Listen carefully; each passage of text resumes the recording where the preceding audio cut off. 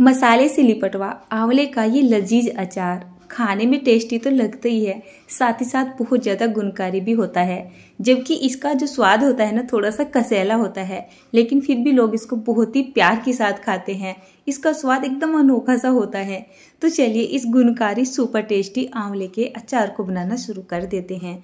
आजकल मार्केट में बहुत अच्छे अच्छे आंवले आ रहे हैं, तो मैं भी यहाँ पर 1 किलो के जितने एकदम फ्रेश आंवले लेके आ गई थी।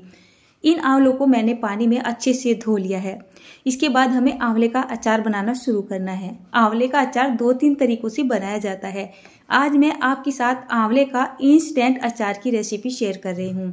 मेरे पास इतना कोई बड़ा बर्तन नहीं था जिसके ऊपर एक छलनी आ सके, तो ये कुकर था जिसमें मैंने करीब 1 से 1.5 लीटर के जितना पानी डाल दिया है।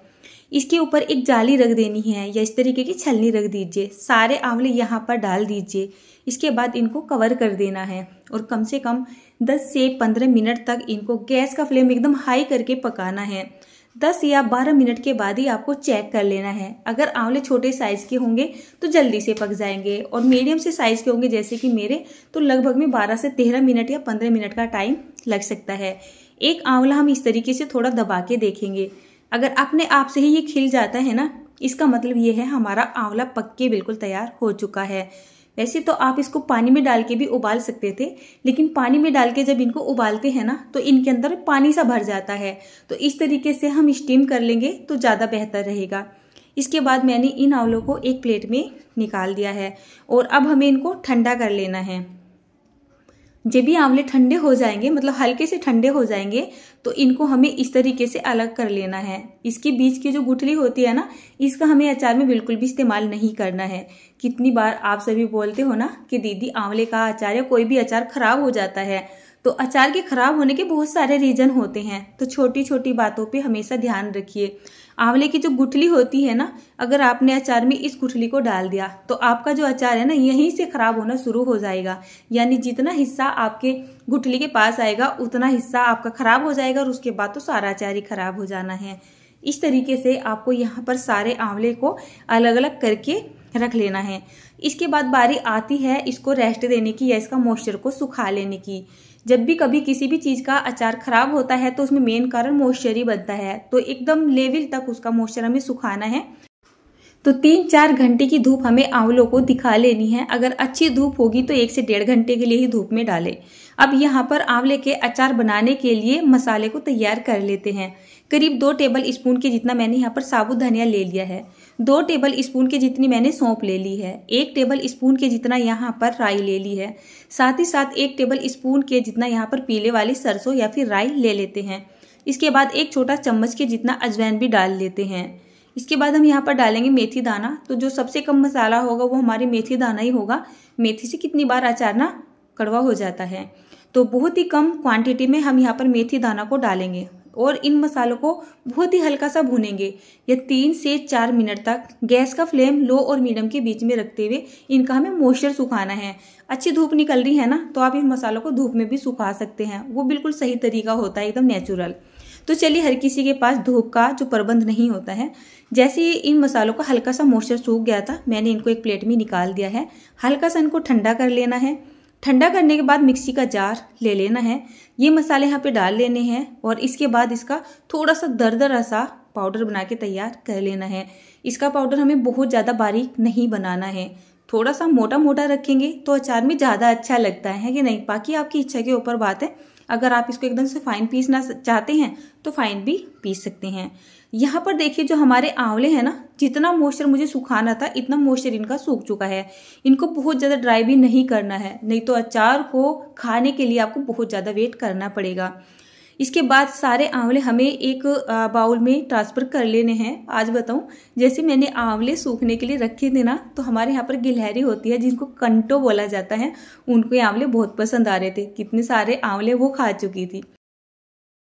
इसके अंदर डाल लेते हैं 1 से 1.5 चम्मच के जितना हल्दी, साथ ही साथ 2 से 2.5 चम्मच के जितना लाल मिर्च का पाउडर डाल देंगे, और यहाँ पर 1 से 1.5 चम्मच के जितना नमक डाल देते हैं। एक बढ़िया सा चम्मच भर के हींग डाल देते हैं और जो मसाला तैयार किया था वो यहाँ पर डाल देते हैं। इसके बाद मैं यहाँ पर सरसों का तेल डाल रही हूँ। मैंने यहाँ पर सरसों के तेल को पका के इस्तेमाल नहीं किया है, मतलब गर्म करके इस्तेमाल नहीं किया है। ये हमारे घर का ही एकदम फ्रेश तेल है, तो मैंने वो तेल यहाँ पे डाल दिया है। अगर आप मार्केट का तेल इस्तेमाल कर रहे हो तो तेल को धुआंधार गर्म कर ले, उसके बाद उसको ठंडा कर ले और ठंडा करने के बाद अचार के अंदर डाल दे। यहाँ पर अभी आपको ऐसा लग रहा होगा मानो हमारा अचार बिल्कुल सूखा सूखा है। वैसे तो आप साथ के साथ मिला के भी खा सकते हैं। अचार यहाँ पर भी बनके हमारा तैयारी हो चुका है, लेकिन फिर भी आप इसको 1 से 2 दिन का रेस्ट दे दीजिए। अब आपको यहाँ पर एक जरूरी बात का ध्यान रखना है। चलिए एक आंवले का स्लाइस उठाते हैं और चेक करते हैं। अगर इसमें नमक मिर्च कम होंगे तो आप यहीं पे डाल दीजिए। मुझे यहाँ पर नमक थोड़ा सा कम लग रहा था, तो मैंने यहाँ पर करीब आधा चम्मच के जितना नमक और डाल दिया है और इसको अच्छे से मिक्स कर दिया है। किसी भी अचार को बनाने का कोई परफेक्ट मेजरमेंट नहीं होता है। जब आपका अचार तैयार हो जाए आप थोड़ा सा चेक करके देख लीजिए, अगर उसमें कम है तो दोबारा से भी आप डाल सकते हैं। स्टार्टिंग में आप ज़्यादा ना डालें।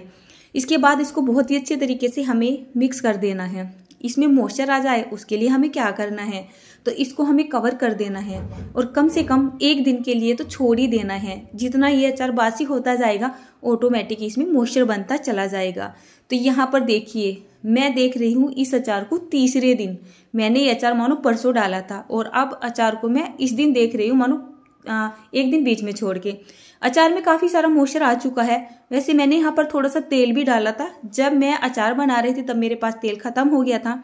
शाम के टाइम में तेल आ चुका था, तो मैंने 1 से 2 टेबल स्पून के जितना सरसों का तेल यहाँ पर डाल दिया था। बहुत ज्यादा तेल नहीं डाला है। जैसे जैसे अचार आपका रखा रहेगा बासी होता चला जाएगा, अचार से ऑटोमेटिक ही मॉइस्चर रिलीज होता चला जाएगा। आपके अचार में मॉइस्चर बनता चला जाएगा और आपका अचार और भी ज़्यादा अच्छे कलर का और बहुत ही ज़्यादा स्वादिष्ट बनता चला जाएगा। अब मैं यहाँ पर आपको ये अचार दिखा रही हूँ चौथे दिन। ये चौथे दिन का अचार है। अचार की रंगत देख सकते हैं। अचार में जो मसाले डाले गए थे वो भी बहुत ही अच्छे से फूल चुके हैं। तो चलिए अब हम अचार को स्टोर कर लेते हैं। इस अचार को मैंने अपने पापा जी के लिए बनाया है। आप चाहे तो यहाँ पर 2 टेबल स्पून के जितना सिरका भी डाल सकते हैं, मतलब सिरका डाल के उसको अच्छे से मिला ले और उसके बाद ही स्टोर करें। बट मेरे पापा जी को थोड़ा सा खट्टा पसंद नहीं है, थोड़ा सा नहीं, खट्टा बिल्कुल भी पसंद नहीं है। ये आंवले का इंस्टेंट अचार है। ये अचार ज़्यादा लंबे समय के लिए नहीं रुकेगा। हो सकता है आपके बाद में कमेंट आए कि हमारा अचार खराब हो चुका है। अगर आपको अचार लंबे समय तक रोकना है, आपको यहाँ पर 2 से 3 टेबल स्पून के जितना सिरका डालना होगा, जिससे अचार में खटास आ जाए और खटास की वजह से आपका अचार थोड़े से लंबे समय तक रुक सके। तो ये मैंने एकदम फ्रेश अचार बनाया है 7 से 8 दिन के लिए ही। मैंने यहाँ पर विनेगर यानी नींबू या विनेगर वगैरह नहीं डाला है पापा जी की वजह से। तो उम्मीद कर सकती हूँ मैं आपसे कि आपको आज आंवले के अचार की रेसिपी पसंद जरूर से आई होगी।